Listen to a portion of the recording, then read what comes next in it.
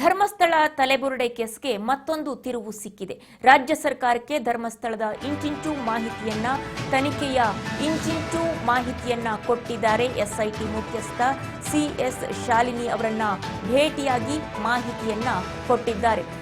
CS Shalini Rajneesh ಅವರನ್ನ ಭೇಟಿಯಾಗಿ ಮಾಹಿತಿಯನ್ನ ಕೊಟ್ಟಿದ್ದಾರೆ. ಎಸ್ಐಟಿ ಮುಖ್ಯಸ್ಥರು ವಿಧಾನಸೌಧದಲ್ಲಿ ಮುಖ್ಯ ಕಾರ್ಯದರ್ಶಿಯನ್ನ ಭೇಟಿಯಾಗಿದ್ದಾರೆ. ಮಹಾಂತಿ ಅವರು ತನಿಖೆಯ ಇಂಚಿಂಚು ಮಾಹಿತಿಯನ್ನು ಕೂಡ ಕೊಟ್ಟಿದ್ದಾರೆ.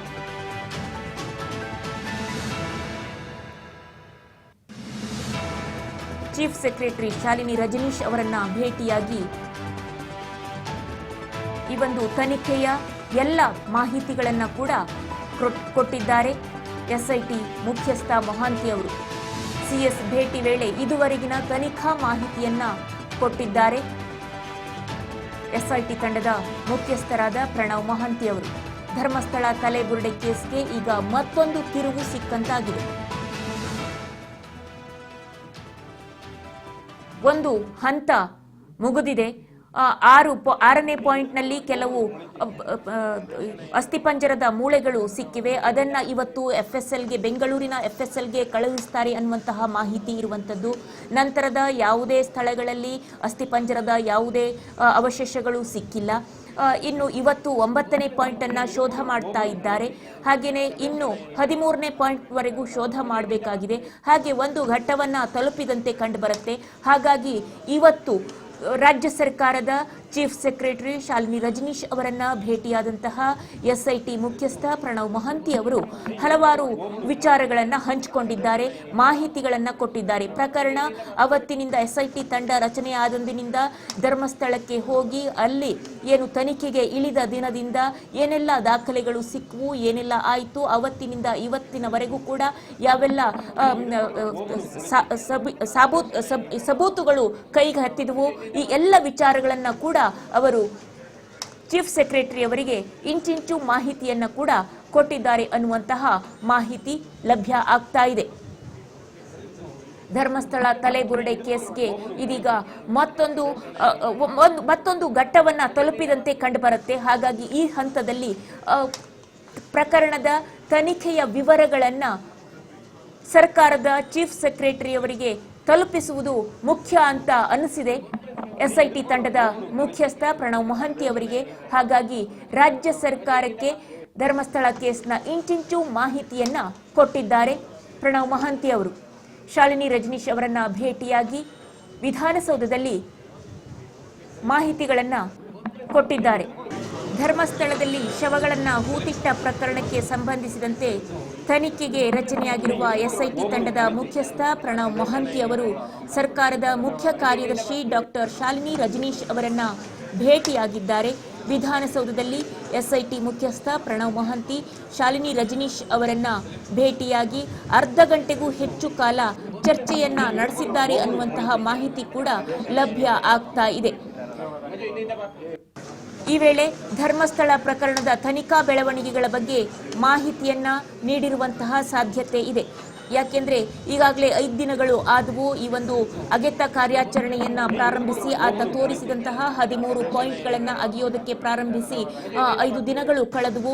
ಇವತ್ತು 9ನೇ ಪಾಯಿಂಟ್ನಲ್ಲಿ ಅಗೆತ ಕಾರ್ಯಾಚರಣೆ ನಡೆದಿದೆ, ಒಂದು ಘಟ್ಟವನ್ನ ತಲುಪಿದೆ. ಹಾಗಾಗಿ ಇದುವರೆಗಿನ ಎಲ್ಲ ಬೆಳವಣಿಗೆಗಳ ಬಗ್ಗೆ ಮಾಹಿತಿಯನ್ನ ನೀಡಿರುವಂತಹ ಸಾಧ್ಯತೆ ಇದೆ ಈ ಒಂದು ಭೇಟಿಯ ಸಂದರ್ಭದಲ್ಲಿ.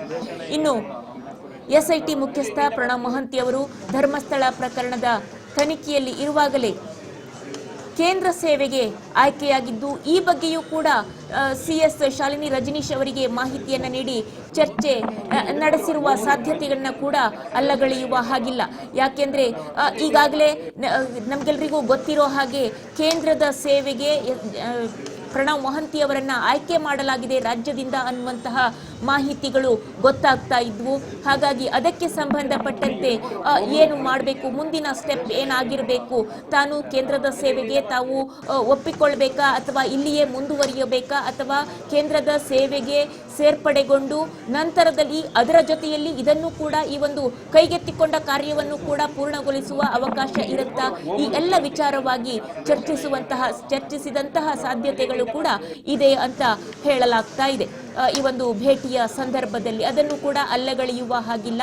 ಕೇವಲ ಧರ್ಮಸ್ಥಳ ಕೇಸ್ ಬಗ್ಗೆ ಅಂತ ಮಾತ್ರವೇ ಅಲ್ಲ, ಇದರ ಬಗ್ಗೆ ಕೂಡ ಪ್ರಣವ್ ಮೊಹಂತಿಯವರು ಕೇಂದ್ರದ ಸೇವೆಗೆ ನಿಯುಕ್ತರಾಗಿದ್ದಾರಲ್ಲ, ಅವರಿಗೆ ಒಂದು ಅವಕಾಶವನ್ನ ಕಲ್ಪಿಸಿದ್ದಾರಲ್ಲ ಕೇಂದ್ರದಲ್ಲಿ ಸೇವೆ ಮಾಡೋದಕ್ಕೆ, ಅದರ ಬಗ್ಗೆ ಕೂಡ ಚರ್ಚೆ ಮಾಡಿರುವಂತಹ ಸಾಧ್ಯತೆಗಳು ಕೂಡ ಇದೆ.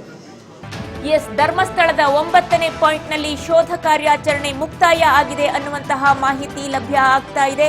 ಪಾಯಿಂಟ್ 9ರಲ್ಲೂ ಕೂಡ ಯಾವುದೇ ಕಳೆಬರ ಸಿಕ್ಕಿಲ್ಲ. ಪಾಯಿಂಟ್ 9ರಲ್ಲೂ ಕೂಡ ಯಾವುದೇ ಕಳೆಬರ ಸಿಕ್ಕಿಲ್ಲ ಅನ್ನುವಂಥದ್ದು ಸದ್ಯದ ಅಪ್ಡೇಟ್. ಸುಮಾರು 2 ಗಂಟೆಗಳ ಕಾಲ ಕಾರ್ಮಿಕರಿಂದ ಶೋಧ ಕಾರ್ಯಾಚರಣೆ ನಡೆದಿದೆ. ಧರ್ಮಸ್ಥಳದ ಒಂದು ಸ್ನಾನಘಟ್ಟದಲ್ಲಿ ಏನು ಕಾರ್ಯಾಚರಣೆ ನಡೀತಾ ಇತ್ತು, ಅಲ್ಲಿ 9ನೇ ಪಾಯಿಂಟ್ನಲ್ಲಿ 2 ಗಂಟೆಯಿಂದಲೂ ಕೂಡ ಕಾರ್ಯಾಚರಣೆಯನ್ನ ನಡೆಸಿದ್ರು ಕಾರ್ಮಿಕರು. ಆದರೆ ಯಾವುದೇ ಕಳೆಬರ ಸಿಕ್ಕಿಲ್ಲ. ಪಾಯಿಂಟ್ 9ರಲ್ಲೂ ಕೂಡ ಯಾವುದೇ ಕಳೆಬರ ಸಿಕ್ಕಿಲ್ಲ. ನೇತ್ರಾವತಿ ಸ್ನಾನಘಟ್ಟದ 9ನೇ ಪಾಯಿಂಟ್ನಲ್ಲಿ ಅನಾಮಧೇಯ ಮುಸುಕುದಾರಿ ವ್ಯಕ್ತಿ ತೋರಿಸಿದಂತಹ 9ನೇ ಪಾಯಿಂಟ್ನಲ್ಲೂ ಕೂಡ ಯಾವುದೇ ಕಳೆಬರ, ಅಸ್ಥಿಪಂಜರ ಯಾವುದೂ ಸಿಕ್ಕಿಲ್ಲ. ನೇತ್ರಾವತಿ ಸ್ನಾನಘಟ್ಟದ ಪಕ್ಕದ ದಟ್ಟ ಅರಣ್ಯ ಪ್ರದೇಶದಲ್ಲಿ ಆತ ಏನು 13 ಪಾಯಿಂಟ್ಗಳನ್ನ ಗುರುತಿಸಿದ್ದ. 13 ಪಾಯಿಂಟ್ಗಳ ಪೈಕಿ ಇವತ್ತು 9ನೇ ಪಾಯಿಂಟ್ ಅನ್ನ ಅಗೆತ ಕಾರ್ಯಾಚರಣೆಯನ್ನ ಪ್ರಾರಂಭಿಸಿದ್ರು ಎಸ್ಐಟಿ ತಂಡ. ಕೆಲವು ಪೌರ ಕಾರ್ಮಿಕರ ಜೊತೆಯಲ್ಲಿ ಅವರನ್ನ ಸೇರಿಸಿಕೊಂಡು ಶೋಧ ಕಾರ್ಯಾಚರಣೆಯಲ್ಲಿ ತೊಡಗಿದ್ರು. ಆದರೆ ಇವತ್ತು 9ನೇ ಪಾಯಿಂಟ್ ನನ್ನ ಅಗೆದಾಗಲೂ ಕೂಡ 2 ಗಂಟೆ ಸತತವಾಗಿ ಅಗೆದಾಗಲೂ ಕೂಡ ಯಾವುದೇ ಅಸ್ಥಿ ಪಂಜರ ಸಿಕ್ಕಿಲ್ಲ, ಯಾವುದೇ ಕಳೆಬರ ಸಿಕ್ಕಿಲ್ಲ ಅನ್ನುವಂಥದ್ದು ಸದ್ಯದ ಅಪ್ಡೇಟ್. ಸುಮಾರು 2 ಗಂಟೆಗಳ ಕಾಲ ಕಾರ್ಮಿಕರು ಶೋಧ ಕಾರ್ಯಾಚರಣೆಯನ್ನ ನಡೆಸಿದ್ದಾರೆ. ಆದರೆ 9ನೇ ಪಾಯಿಂಟ್ನಲ್ಲಿ ಸ್ಪಾಟ್ ನಂಬರ್ 9 ಅದರಲ್ಲೂ ಕೂಡ ಯಾವುದೇ ಕಳೆಬರ ಸಿಕ್ಕಿಲ್ಲ, ಅಸ್ಥಿ ಪಂಜರ ಸಿಕ್ಕಿಲ್ಲ, ಯಾವುದೇ ಸಾಕ್ಷ್ಯಗಳು ಸಿಕ್ಕಿಲ್ಲ ಅನ್ನುವಂತಹ ಮಾಹಿತಿ ಸದ್ಯಕ್ಕೆ ಲಭ್ಯ ಆಗ್ತಾ ಇದೆ.